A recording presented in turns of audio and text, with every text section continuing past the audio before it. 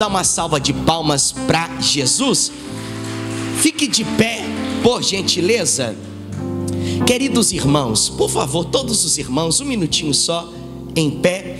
Queridos, nós estamos em uma série de pregações sobre a vida de todos os apóstolos. Começamos pelo apóstolo Pedro e hoje iríamos pregar sobre o apóstolo André. Teve um pregador chamado Martin Lloyd Jones e ele fazia pregações em sequências, pregações expositivas, mas quando acontecia um fato ou tinha algum episódio que ele podia pregar em volta daquele acontecimento, ele fazia um parênteses na sua série de pregações e ele pregava sobre aquele fato. Nós sabemos que a Páscoa não é todos os dias do ano, é uma vez ao ano. Então, eu vou fazer um parênteses na minha série de pregações sobre os apóstolos. Pregarei a partir do domingo que vem e hoje eu trarei uma história desde a quinta-feira em que Jesus ele esteve na casa do sumo sacerdote até o domingo pela manhã que ele ressuscitou para a glória de Deus. Amém? Então abra sua Bíblia, você que tem ela, no Evangelho de João, livro de João, você que tem a palavra de Deus, Evangelho de João, capítulo de número 6 e versículo de número 4. Livro de João, você que tem a gloriosa e bendita palavra do nosso Deus, capítulo de número 6 e versículo de número 4. Santo Evangelho de João, capítulo 6 e versículo de número 4. Vamos à leitura da palavra do nosso Deus. Diz assim, versículo 4: Estava próxima a festa judaica da Páscoa. Veja a observação que o apóstolo João Leonardo ele faz. Estava próxima a festa judaica da Páscoa. Quando Jesus ergueu os olhos e viu uma grande multidão que se aproximava dele, somente até aí. Levante a sua mão, a sua Bíblia e diga comigo: Senhor Jesus, fale comigo pela tua palavra. Diga: eu preciso, eu necessito ouvir a tua voz. Eu vou pedir para você se assentar e já folhear a sua Bíblia no Evangelho de Mateus, no capítulo 26. Deixe aberto aí, por gentileza. Queridos irmãos, a Páscoa, hoje nós estamos comemorando de uma forma cultural ou até mesmo de uma forma comercial. A economia, ela precisa de feriados e de festas para ser movimentada. Então, eu poderia dizer que a Páscoa hoje no Brasil, ela é uma festa comercial. As pessoas vendem chocolate, as pessoas vendem o ovo, que na verdade o coelho nem ovo dá, o coelho é um mamífero. Então, é uma festa comercial, mas nós a usamos como um exemplo para o que vamos pregar e para você poder entender o que de fato é a verdadeira Páscoa. A verdadeira Páscoa, a Páscoa estabelecida por Deus, ela teve a sua origem lá no livro de Êxodo, capítulo 12. Se você puder, abra aí no livro de Êxodo, que é o segundo livro da Bíblia, no capítulo de número 12 e no versículo de número 2, o Senhor Deus havia dito que iria tirar o seu povo da terra do Egito. O povo estava escravizado na terra do Egito e Deus havia prometido que com mão forte iria tirá-los da escravidão. E a Bíblia Sagrada diz que o próprio Deus havia endurecido o coração de Faraó. E o Senhor havia mandado sobre o Egito 12 pragas, aliás, 11 pragas. Quando Deus resolveu acabar com aquela situação, Deus, no capítulo 12 e no versículo 2 do livro de Êxodo, o Senhor dá uma ordem para o seu povo. E veja qual foi a ordem. Versículo 2 do capítulo 12 do livro de Êxodo, diz assim, este mês será para vós o começo dos meses. Este vos será o primeiro dos meses. Aí o Senhor, ele continua dizendo, veja só, olha que profundo. Eu queria que agora você fosse para o versículo 7. Diz assim, ó: tomarão do sangue e o colocarão em ambos os umbrais, na verga da porta, nas casas em que comerem. Agora vai para o versículo 11, diz assim, ó: e dessa maneira o comereis, vossos lombos cingidos, vossos sapatos nos pés, e o vosso cajado na mão, e o comereis apressadamente. Esta é a Páscoa do Senhor. Então, o que é a Páscoa? Segundo o que Deus estabeleceu, e quando ela foi realizada pela primeira vez? Ela foi realizada na terra do Egito. O povo de Deus recebeu uma ordem: cada família vai pegar um cordeiro, o cordeiro pascual. Vocês vão matar esse cordeiro, e vocês vão pegar o sangue do cordeiro, e vocês vão colocar nos umbrais da porta. Por quê? Porque o Senhor disse assim, ó: eu passarei pela terra do Egito à meia-noite, e todas as casas que não tiverem a marca do sangue do cordeiro, o anjo da morte irá visitá-la, e o anjo da morte irá matar o primogênito daquela família, e também o primogênito dos animais. Então a Páscoa nada mais é do que algo que foi estabelecido pelo próprio Deus, que um cordeiro deveria ser morto e o seu sangue deveria ser derramado, e esse sangue deveria ser colocado nos umbrais da porta. E o Senhor disse por meio de Moisés: esta é a Páscoa do Senhor. Então todas as vezes que nós aliás, nós não celebramos a Páscoa, nós celebramos a Santa Ceia, que foi a última refeição que o Senhor Jesus, ele comeu. Porque o apóstolo João escreveu, capítulo 6 e versículo de número 4: esta é a festa dos judeus, a Páscoa.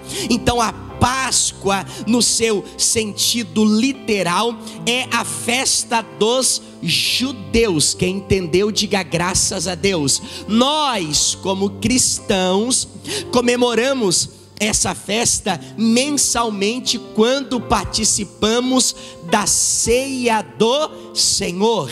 Então, para que os irmãos pudessem entender, a Páscoa, ela foi estabelecida pelo Senhor. A primeira Páscoa, ela foi comida na terra do Egito. Com Jesus, e Jesus nesta terra, a última Páscoa foi celebrada no capítulo 26 do Evangelho de Mateus, e no versículo de número 27, e a partir daqui nós entramos na nossa história. Entraremos na quinta-feira e encerraremos ela no domingo, amém? Vamos lá?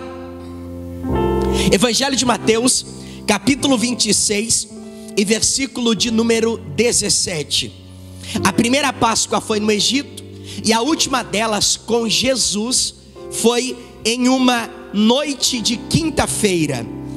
Diz assim no versículo 17: no primeiro dia da festa dos pães ázimos. Então veja só que a Páscoa não era um dia apenas, era uma quantidade longa de dias. Eram muitos dias celebrando, Josué, festejando, se alegrando. E aqui Mateus, ele diz assim, ó: no primeiro dia da festa dos pães ázimos, ou na festa da Páscoa. Ele diz assim, ó: os discípulos se aproximaram de Jesus e lhe perguntaram: onde queres que façamos os preparativos para comeres a Páscoa?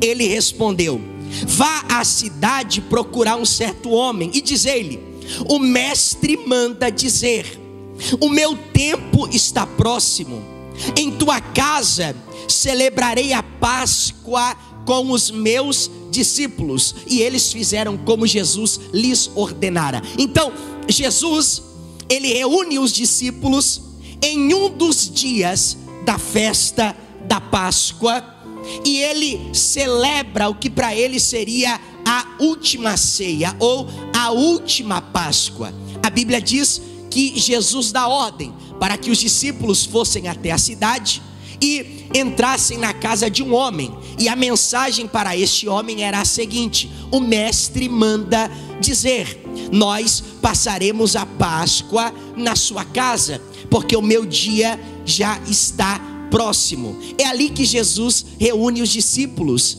é ali que o apóstolo João, ele deita no ombro de Jesus, é ali que Jesus, ele indica o traidor, é ali que Judas come com Jesus do pão da Santa Ceia. É ele quem bota a mão junto com Jesus. É nessa festa que durava muitos dias, a festa da Páscoa, que acontece os acontecimentos mais importantes da história. Era uma quinta-feira de noite, Jesus se reúne com os discípulos já estão avisados de antemão que aquela era a última refeição.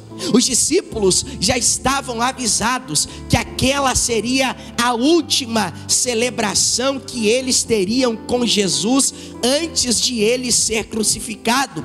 E ali Jesus, ele tem um momento de intimidade com os seus discípulos. Ali Jesus, ele tem um momento de comunhão com os seus discípulos. Perceba, queridos irmãos, que aquele momento foi reservado exclusivamente para os 12.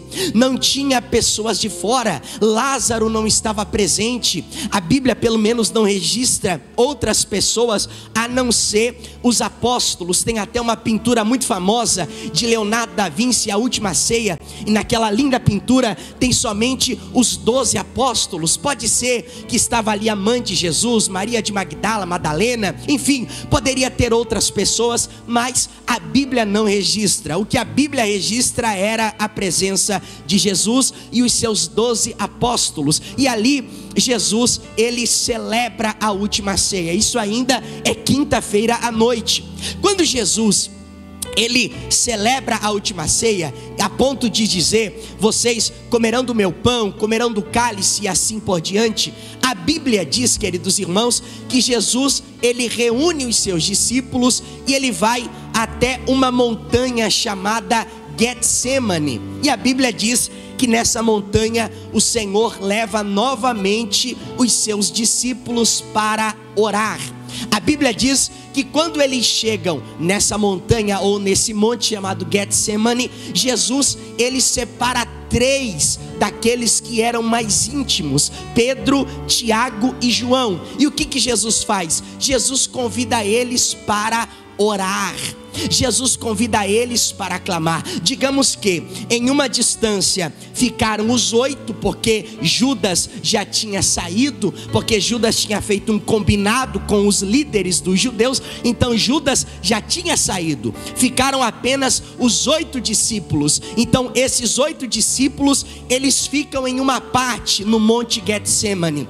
Os 3 que eram mais próximos, Pedro, Tiago e João, eles vão um pouco mais além com o Senhor Jesus. E a Bíblia diz que Jesus, ele ora, e é naquele momento que a Bíblia relata que Jesus, ele derrama suor com sangue. Naquele momento Jesus, ele pede para que o Pai afastasse dele o cálice. Naquele momento ele ora 3 vezes. Naquele momento os discípulos dormem. Naquele momento ele chama Pedro para uma conversa particular, e eu preguei isso na semana passada, e ele diz assim: Pedro, vigiai e orai, para que não entreis em tentação. O espírito na verdade está pronto, mas a carne, ela é fraca. E a Bíblia diz que quando Jesus, ele faz na quinta-feira à noite ainda no monte Getsemane, quando ele faz a 3ª oração e ele volta e ele vê os seus discípulos dormindo, a Bíblia Sagrada diz que ele olha para os discípulos e diz assim: ó, agora vocês podem dormir, agora vocês podem repousar.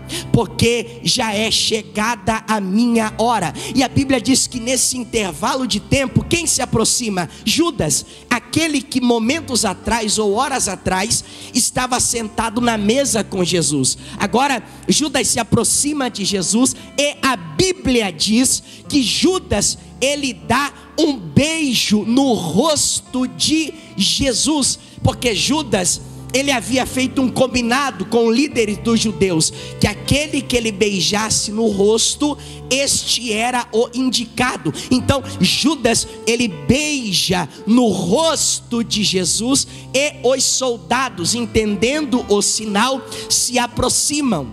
Jesus olha para Judas e diz assim: amigo, você trai o Filho do Homem com um beijo? Veja que o amor de Jesus, ele é tão extraordinário, além do ordinário, que ele chama Judas de amigo. Judas não era amigo de Jesus, mas Jesus era amigo de Jesus, de Judas. A amizade da parte de Jesus para com Judas era verdadeira. Judas não era verdadeiro com Jesus. Judas era falso com Jesus. Judas traiu Jesus. Judas pecou contra Jesus. Mas em nenhum momento a Bíblia registra que Jesus fez algum mal contra Judas, porque Jesus o chamou de amigo. Amigo, com um beijo você trai o Filho do Homem. E a Bíblia diz que os soldados se aproximam. Perto de Jesus estava Pedro. O que Pedro faz? Pedro tira a sua espada, e a Bíblia diz que Pedro corta a orelha de Malco, a orelha do servo do sumo sacerdote. Quando Jesus olha para aquilo, Jesus diz a Pedro: Pedro, aquele que com a espada fere, com a espada será ferido. O que Jesus faz? Jesus pega a orelha, e a Bíblia diz que Jesus opera o seu grande milagre, e ele cola a orelha de Malco. Quando Jesus cola a orelha, os discípulos fogem, todos eles. Pedro fica observando Jesus de longe, mas o restante se espalhou. Os soldados, esses soldados não eram os soldados de Pilatos, eram os soldados do sumo sacerdote. Os soldados pegam Jesus, e a Bíblia diz que eles amarram Jesus, e eles levam Jesus até a casa da maior autoridade espiritual de Israel, o sumo sacerdote Caifás. Pegam Jesus e levam ele até a casa do sumo sacerdote. Imagino eu que seria uma casa muito grande, muitas pessoas estavam reunidas. E a Bíblia diz, queridos irmãos, que diante das pessoas que ali estavam os mais importantes, aqueles que pertenciam ao sinédrio judaico, que era composto por 71 homens que lideravam a religião em Israel. E ali, queridos, Jesus, ele é interrogado. Alguém chega até Jesus e começa a fazer contra Jesus falsas acusações. E o que Jesus faz? Nada. Naquela noite de sexta-feira, acredito eu que já tinha virado para a madrugada, Jesus estava calado, e eles interrogando Jesus. O próprio sumo sacerdote Caifás, ele viu que as acusações eram falsas e que elas não eram bem fundamentadas. O que ele faz? Ele toma a linha de frente e ele chega até Jesus e fala assim: diga uma coisa, és tu verdadeiramente o Filho de Deus? Aí nesse intervalo alguém se aproxima e diz assim: olha, esse homem falou que destruiria o templo que Herodes construiu em 3 dias e o reconstruiria rapidamente em 3 dias. O sumo sacerdote olhou para ele e falou assim: tá, mas tu és o Cristo? Jesus simplesmente lhe responde: tu o dizes, mas eu te digo que verás o Filho do Homem assentado à destra do Pai nas alturas. Quando o sumo sacerdote ouviu isso, o que ele faz? Ele rasga as suas vestes e ele começa a gritar: blasfêmia! esse homem cometeu blasfêmia. Ele está dizendo que é o Filho de Deus. Ele está dizendo que é Deus. É blasfêmia. E a Bíblia diz que os soldados do sumo sacerdote, os soldados do templo, agora, eles começam a cuspir em Jesus. Eles começam a esbofetear Jesus, os soldados do templo, e eles castigam Jesus. Só que a liderança religiosa estava sujeita à liderança governamental. Então, quando o dia ele vai declinando e agora clareia um novo dia, eles fazem o quê?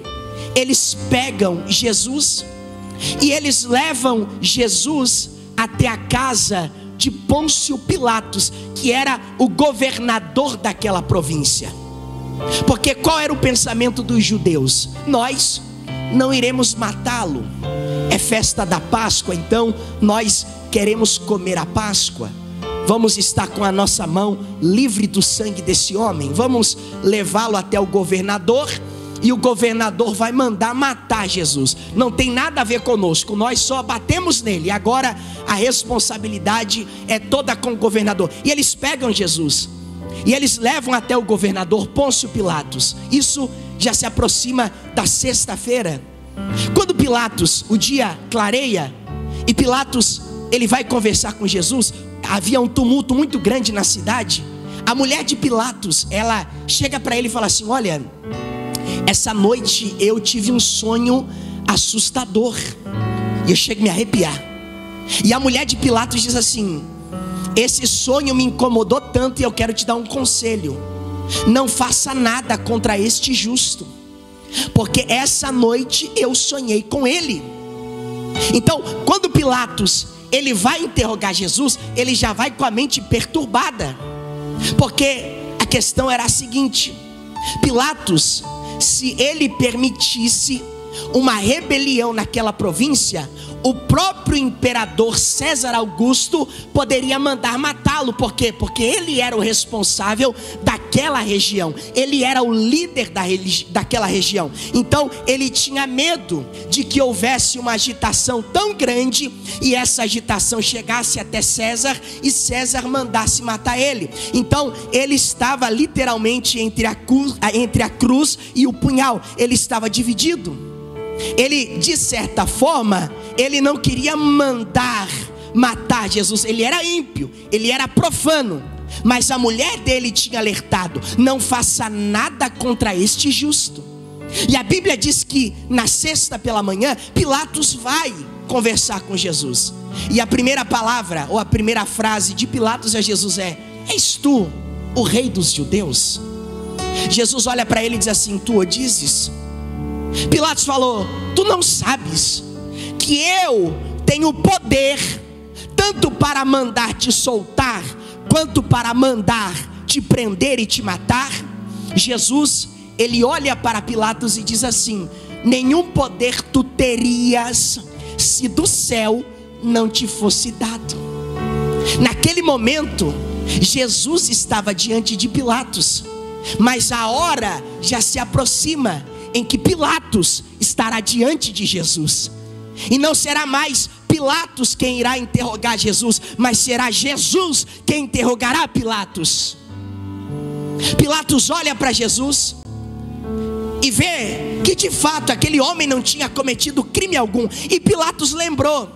Qual foi a lembrança de Pilatos? Que na festa da Páscoa ele libertava um prisioneiro, aquele que a multidão escolhesse. Então Pilatos pega Jesus e leva ele até, acredito eu, o saguão principal, e ali estava reunida uma multidão. E Pilatos pergunta: hoje é o dia da Páscoa, é lícito soltar um dos prisioneiros? E Pilatos pergunta: quem vocês querem que eu solte?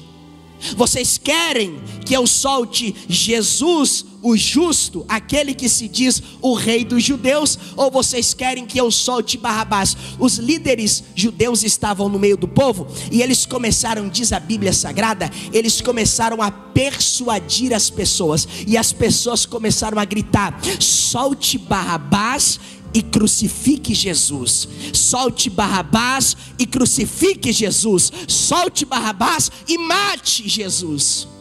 O que Pilatos fez? Pilatos foi até uma bacia de água.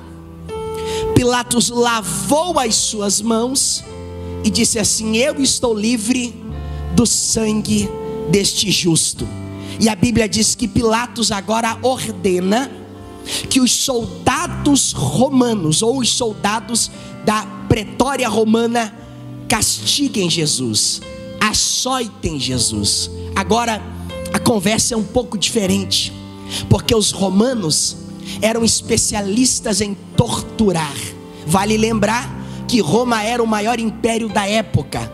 Vale lembrar que Roma era, aliás, a Itália, com a sua capital em Roma, era o país mais poderoso da época. Então eles eram especialistas em matar e torturar. Agora, os soldados romanos estão com Jesus em suas mãos, e eles começam a açoitá-lo, feri-lo, machucá-lo. A Bíblia diz que é os soldados romanos quem colocam em Jesus uma coroa de espinhos. Não é os soldados do templo, é os soldados romanos quem colocam em Jesus uma coroa de espinho. Isso tudo acontecendo na sexta-feira pela manhã. Colocam em Jesus uma coroa de espinhos e ali o açoitam, o machucam. Diz a história que os açoites romanos tinham na sua ponta ossos de animais, e esses ossos, quando encravavam nas costas, eles arrancavam pedaços.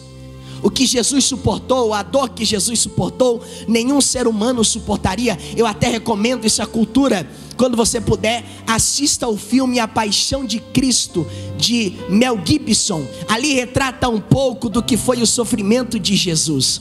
Os soldados romanos torturaram a Jesus. Os soldados romanos feriram a Jesus. E a multidão em volta dizia: crucifica-o. A ordem era para que Jesus Cristo, Jesus o Filho de Deus, Jesus de Nazaré, Jesus o Messias, Jesus o enviado, fosse crucificado. A multidão agitava, a multidão dizia: crucifica-o, crucifica. Uma multidão ensandecida que dizia assim, ó: que o sangue desse justo caia sobre nós. E a Bíblia diz, meus irmãos, que após ser açoitado, e eu vou me encaminhar para o final por causa da apresentação, após ser açoitado, colocam em Jesus uma cruz para que ele pudesse carregar. E a Bíblia diz que ensanguentado, queridos irmãos, o Senhor Jesus, pela via dolorosa, ou o caminho da dor, ele caminha com a cruz em seus ombros. A cruz era tão pesada que Jesus, em uma parte do caminho, ele cai. No meio da multidão, os soldados romanos pegam um homem chamado Simão, lá de Cirene, que veio até Jerusalém para celebrar a festa da Páscoa, e dizem assim, ó: ajuda ele a carregar essa cruz. E um homem que não tinha nada a ver com aquela situação, agora está ajudando o Filho de Deus a carregar a cruz, a levar a cruz em direção ao lugar aonde ele entregaria o seu espírito. E naquele caminho chamado caminho ou via dolorosa, Jesus ele continua sendo açoitado, Jesus cai, Jesus sangra, Jesus sofre. Pegam Jesus ao chegar no alto da montanha da caveira e colocam os pregos em suas mãos. Aquela cruz, a cruz romana, isso não é pregação de YouTube não, tá, irmão? Aquela cruz romana, ela foi feita para Barrabás. Tiveram que puxar a mão de Jesus, porque a cruz era maior, o buraco já estava feito. Crucificam Jesus. Queridos irmãos, a pior morte que existe é a morte pela crucificação, porque a pessoa ela morre lentamente. Se eu não me engano, quem estabeleceu a morte de cruz foi um senador romano chamado Crasso. Por isso que tem aquela famosa expressão, um erro crasso. Foi ele quem estabeleceu essa forma de tortura. E a Bíblia Sagrada diz que naquela cruz Jesus agoniza. Naquela cruz Jesus, ele perdoa um pecador. Naquela cede pelos seus malfeitores, a ponto de dizer: Pai, perdoa eles, porque eles não sabem o que fazem. Naquela cruz ele sentiu sede e deram a ele vinagre. Naquela cruz ele padeceu. Imagina quanta agonia. Imagina desde as 9 da manhã, das 9 da manhã, salvo engano, até as 15 horas, Jesus ali padecendo, Jesus ali sofrendo, Jesus ali sem respirar, com aquela agonia de alma. O sofrimento foi tão grande que a Bíblia diz que o Filho de Deus recebe todo o cálice da ira do Senhor. Aquele cálice que ele pediu: Pai, se possível, afasta de mim esse cálice. É o momento que ele separa-se do Deus Santo, porque sobre ele estavam os nossos pecados. E ele diz assim: ó, Deus meu, por que me abandonaste? Jesus, agora, ele diz: Pai, em tuas mãos eu entrego o meu espírito. Um homem muito rico e poderoso, chamado José de Arimateia, um senador da província romana de Jerusalém, ele vai até Pilatos e ele implora para que ele pudesse tirar do madeiro o corpo de Jesus. Ele compra uma tumba nova. A Bíblia Sagrada diz que ele limpa o corpo de Jesus e ele coloca linho sobre Jesus, e ele deposita o corpo de Jesus naquela tumba. Havia muita tristeza, os discípulos dispersos, a multidão angustiada, as pessoas dizendo: acabou. Pedro voltou a pescar, os discípulos seguiram Pedro, todo mundo triste, todo mundo abatido. A sexta-feira ela vira, o sábado é pior ainda, porque no sábado está todo mundo em silêncio. É comum que em Israel no sábado ninguém faça nada, ninguém trabalha, é o dia do Senhor para eles. Então aquele silêncio, e às vezes o silêncio é pior do que barulho, porque o silêncio te leva a ficar pensando em coisas que passaram, no sofrimento que passou. E aquela multidão angustiada, implorando para que aquela cena não fosse real. Mas a Bíblia diz que uma mulher, aquela que estava para ser apedrejada e foi perdoada por Jesus, ela está com a sua alma tão angustiada que ela diz assim: eu preciso ir até o sepulcro de Jesus. Tem uma irmã aqui na igreja, eu acho muito linda a atitude dela.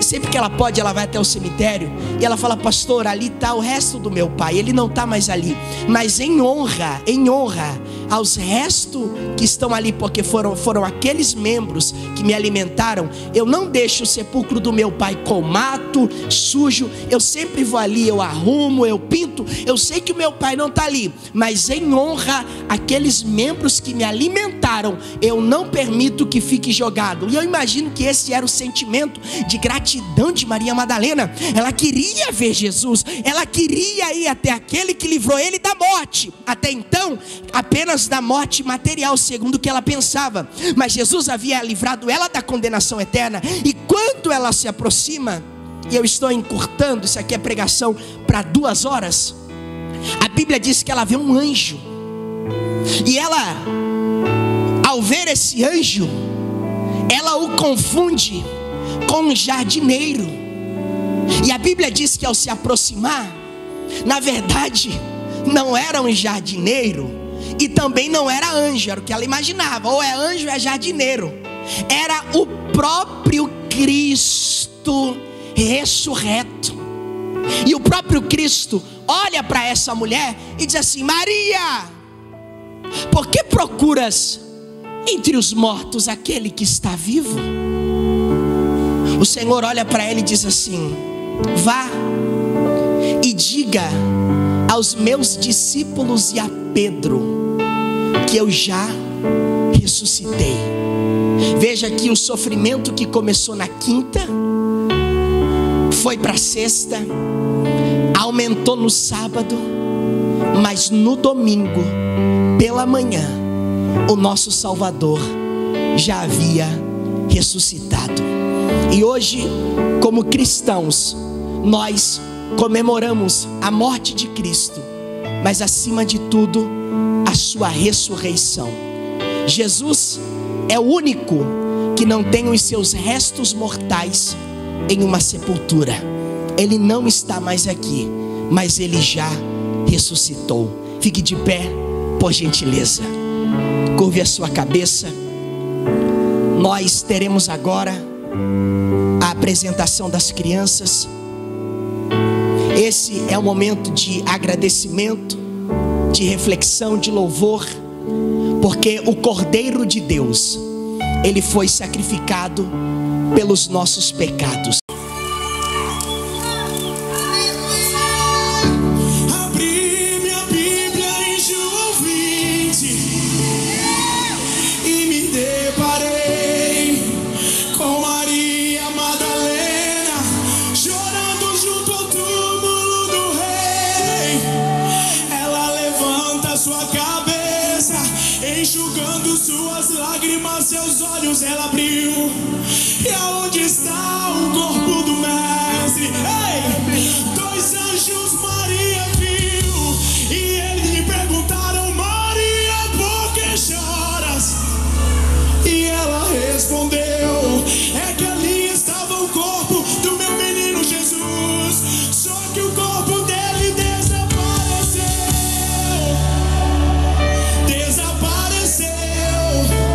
O corpo dele não está mais lá.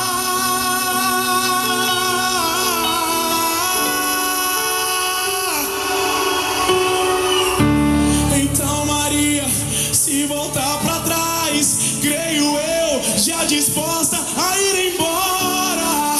É quando Yeshua aparece e lhe pergunta: Maria, por que choras? Maria, por que me busca? Maria, faça-me um favor, não me procure entre os mortos, porque vivo eu estou. Vai lá e avisa aos seus irmãos, para eles começarem, Maria, a sorrir. Fala para eles que ainda não acabou. Diga que a morte eu venci. Então Maria, sem perder tempo, foi em direção aos discípulos. Ela correu e ao chegar lá ela disse assim: senta todo mundo aí, porque eu vou contar o que aconteceu. A terra estremeceu, o sepulcro se abriu e nada vencerá. Levante as mãos, meus irmãos, e cante. Todo mundo de pé. Cante. Mais forte.